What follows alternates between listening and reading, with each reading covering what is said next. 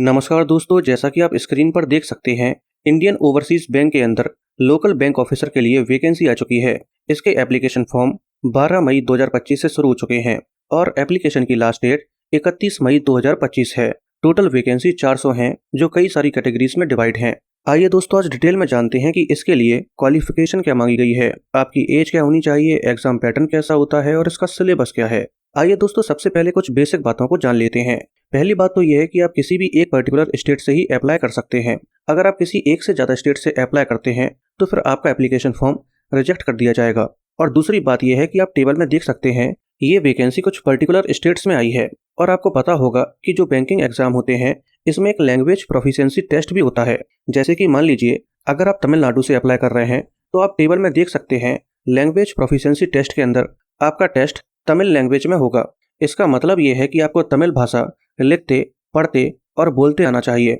लेकिन अगर 10th और 12th क्लास में भाषा के रूप में तमिल आपका एक लैंग्वेज सब्जेक्ट था, तो फिर आपको ये लैंग्वेज प्रोफिशिएंसी टेस्ट देने की जरूरत नहीं होगी।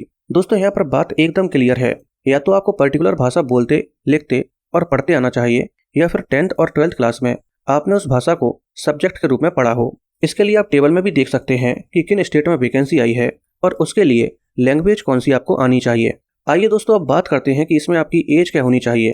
दोस्तों, इसमें आपकी एज 1 मई 2025 को 20 से 30 साल के बीच होनी चाहिए। अगर इसे थोड़ा सा डिटेल में समझा जाए तो आपकी डेट ऑफ बर्थ 2 मई 1995 से लेकर 1 मई 2005 के बीच है, तो फिर आप इसके लिए अप्लाई कर सकते हैं। इसके अलावा दोस्तों, आपको एज में रिलैक्सेशन भी दिया जाता है। जैसे कि अगर आप SC ST कैटेगरी से बिलोंग करते हैं तो फिर आपको 5 साल एज में रिलैक्सेशन दिया जाएगा, यानी कि आप 35 साल की उम्र तक इसका एप्लीकेशन फॉर्म भर सकते हैं।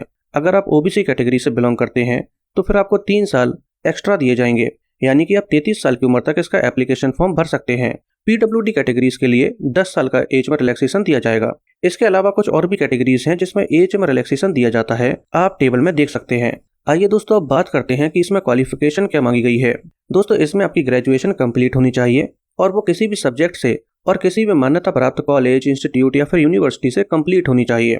और आपकी ग्रेजुएशन 1 मई 2025 से पहले कंप्लीट हो जानी चाहिए और आपके पास रिजल्ट होना चाहिए, तभी आप इसके लिए अप्लाई कर पाएंगे। आइए दोस्तों, अब बात करते हैं कि इसका सिलेक्शन प्रोसेस कैसा होता है। दोस्तों, इसका सिलेक्शन प्रोसेस 3 स्टेज में डिवाइड होता है। पहली स्टेज में ऑनलाइन एग्जामिनेशन होता है, जो MCQ फॉर्मेट में होता है।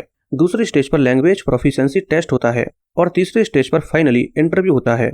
आइए दोस्तों, इन तीनों ही स्टेज को थोड़ा सा डिटेल में जान लेते हैं। पहली स्टेज पर ऑनलाइन एग्जाम होता है, जो MCQ फॉर्मेट में होता है और ये 4 सेक्शन में डिवाइड होता है। पहला section reasoning and computer aptitude का होता है।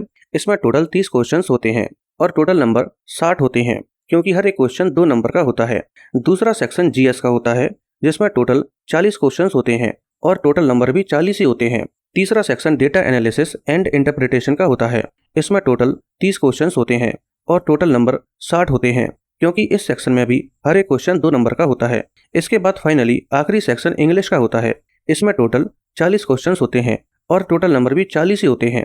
इस तरह से टोटल क्वेश्चंस तो 140 होते हैं, लेकिन टोटल नंबर 200 होते हैं। इसमें आपको केवल 3 घंटे का समय दिया जाता है। इसके अलावा इसमें नेगेटिव मार्किंग भी होती है, जो 1/4 की होती है, यानी कि अगर आप 4 क्वेश्चंस गलत कर देते हैं तो फिर आपका एक सही आंसर भी गलत कर दिया जाएगा। इसके अलावा दोस्तों, अगर आप रिजर्व कैटेगरी से बिलोंग करते हैं तो आपको हर एक सेक्शन को क्वालिफाई करने के लिए 30% मार्क्स लाने होंगे, यानी कि आपको 60 में से 18 नंबर लाने होंगे और 40 में से 12 नंबर लाने होंगे।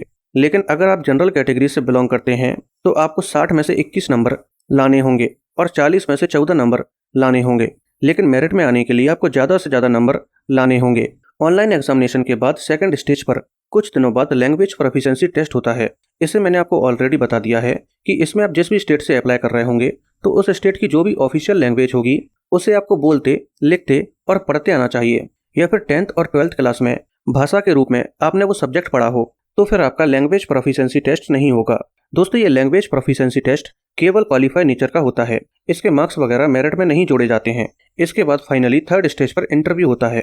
और इन सब के अलावा अगर मैं मेरिट की बात करूं तो आपकी मेरिट ऑनलाइन एग्जामिनेशन और इंटरव्यू को मिलाकर बनती है, जिसमें से ऑनलाइन एग्जाम का वेटेज 80% होता है और इंटरव्यू का वेटेज 20% होता है।